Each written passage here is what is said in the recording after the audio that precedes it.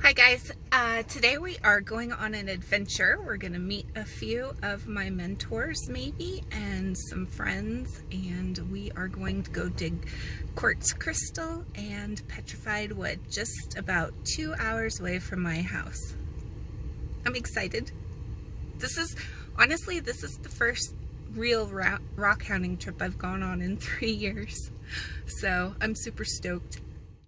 Okay guys, so I made it the hour-and-a-half drive from my house up to my friend Vince Allred's house in Heber.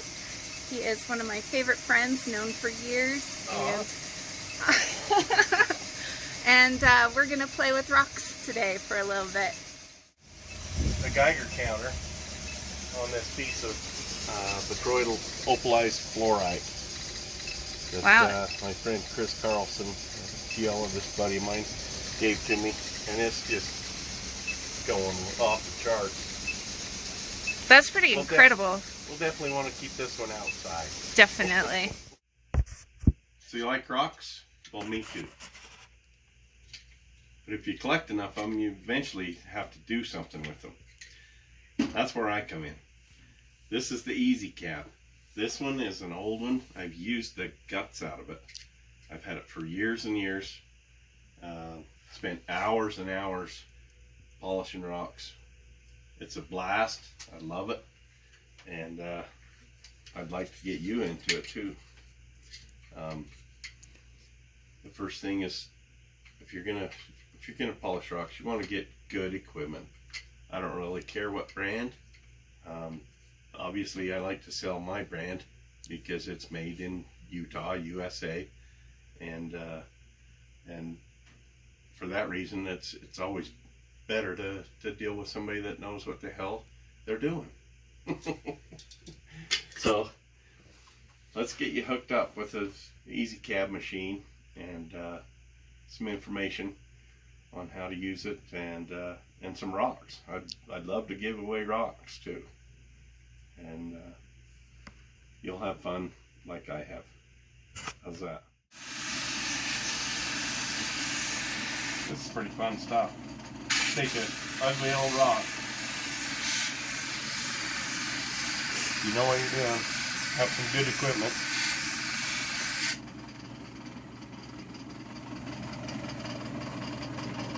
Oh wow, that is pretty. So what is it? This is coral.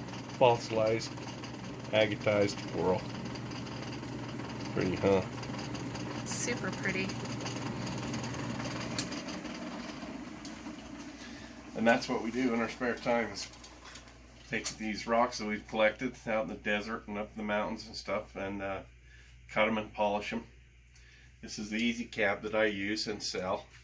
It's a really good machine, and it's made right here in Utah, USA. It's heavy duty, 2-speed, all stainless steel, 8-inch wheels. It's a blast. Let's get you one.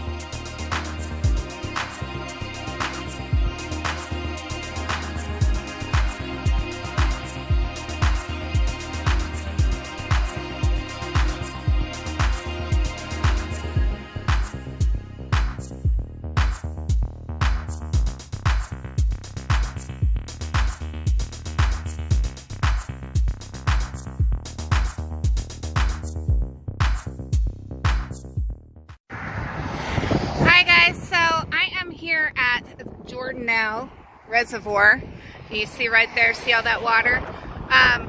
This used to be a fairly private location since I've been coming here about 5 or 6 years. It has actually changed a lot over that short amount of time. You can see all the holes where everyone has dug out, and they are looking for quartz crystals. This is a great location to dig for them. It's just right off Highway 40 at the dam, sort of.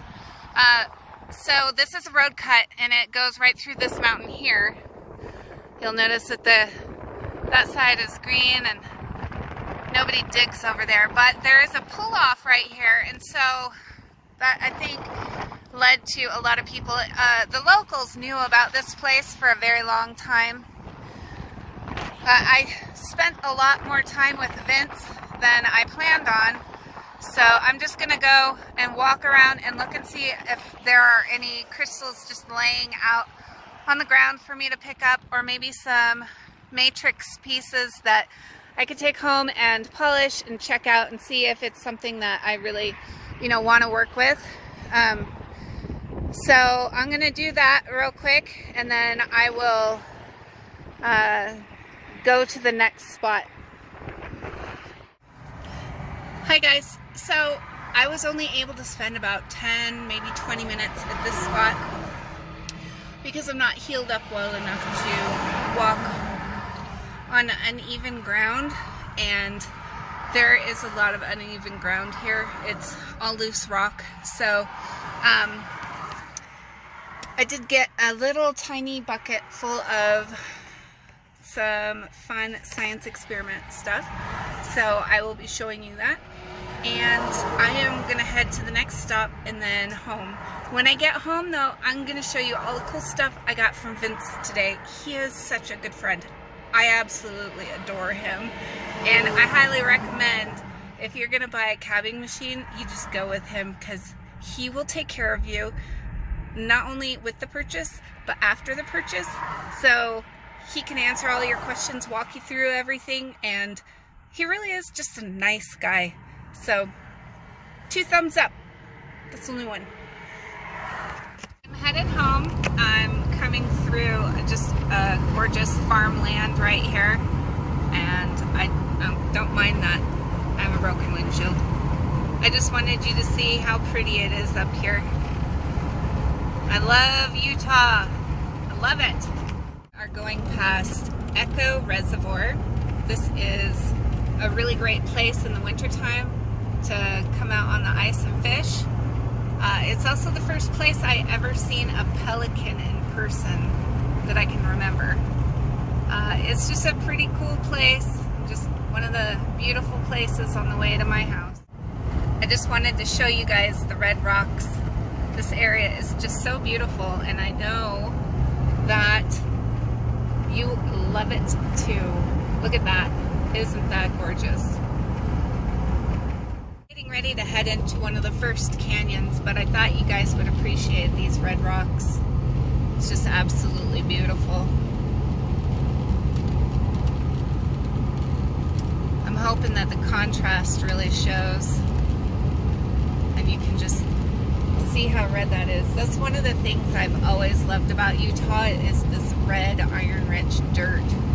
It is just absolutely gorgeous.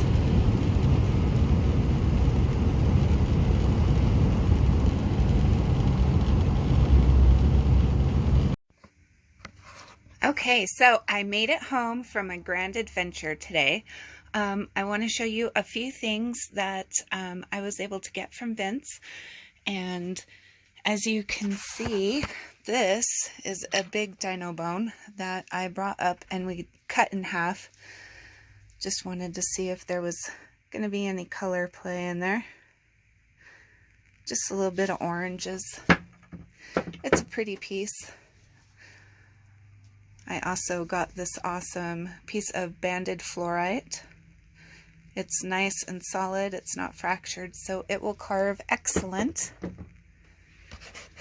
I got this little tiny slab. Just kidding, it's not tiny, it's pretty huge. This is honeycomb calcite from Jeannie Stott's mine. This is so beautiful. See the gradiating colors from yellow up to white. So I'm going to carve this and make it a YouTube video probably in the next couple weeks. It will be an acid polishing video because this is the perfect material for doing an acid polish. But one of the other things I got was this awesome piece of Tiffany stone. And just how thoughtful is Vince? I will tell you how thoughtful he is. He cut this and he noticed there's a K and an S. There's the K. There's the S. So he knew it was meant to be mine. How sweet is that? Tiffany stone is pretty hard to work with. This massive Tiffany nodule, you can see there's just a lot of fractures throughout, and it does chip and break pretty easy. I didn't even touch it and that corner broke off. Just like decided to jump apart from each other. So, but I love this. I'll probably just do a copper wrap and hang it on the wall. So now let's go see what goodies I brought home. Okay, so it sounds like everyone is doing their yard work right now. So sorry about all the crazy loud background noise. But these are the tools I brought. I don't bring much. And I use this bucket for cleaning because I just drilled a bunch of holes in the bottom. And that works really good for that.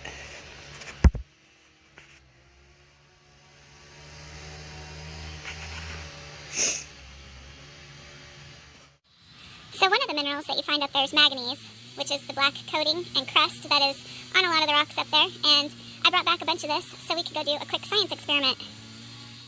Okay, so I'm filming indoors, so this might be better for you guys getting an idea of the quartzite with the quartz crystals and manganese and iron oxide.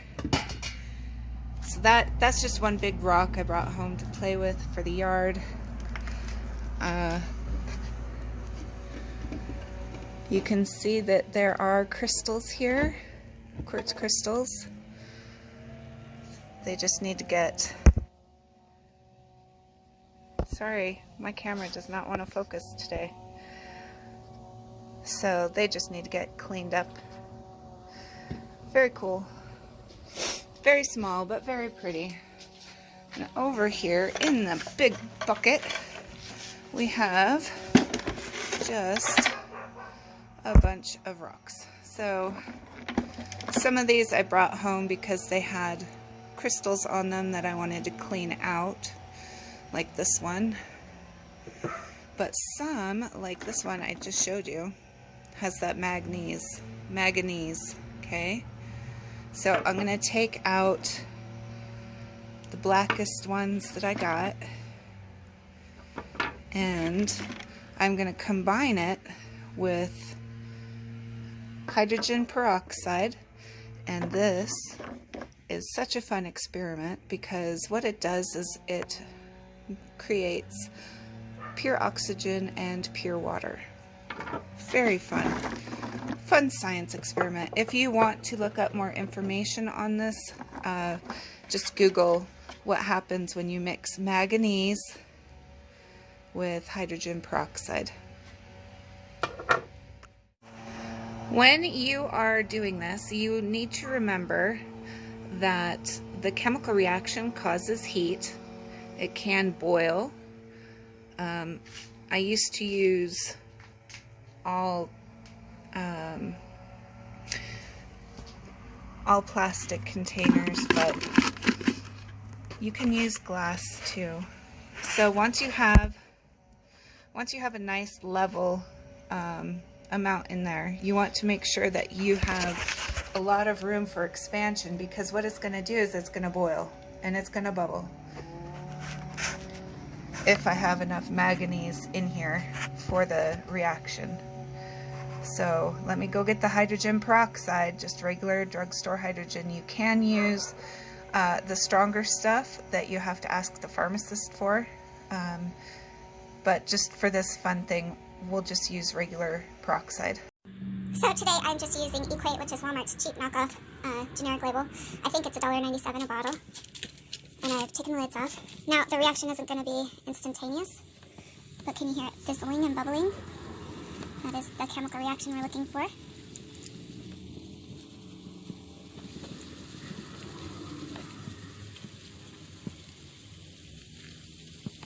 So it's going to make a really muddy, gloopy mess. What I'm going to do is I'm going to go ahead and pour the whole bottle in all at once. But can you hear it sizzling? And I just want enough to cover the rocks.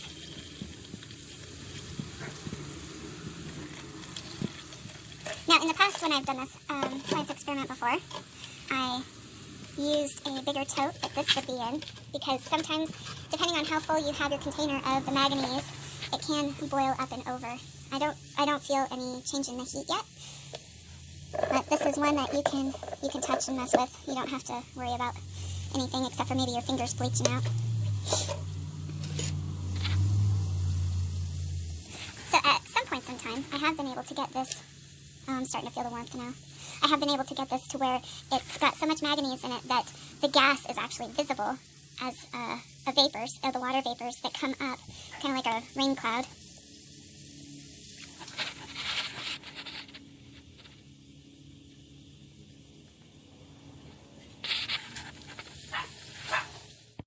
Okay, so as you can see here, it is effervescing, bubbling and churning away. The temperature has increased, not significantly, but it is warm to the touch. So what you will see as the chemical reaction progresses is the black manganese is going to completely disappear off these rocks.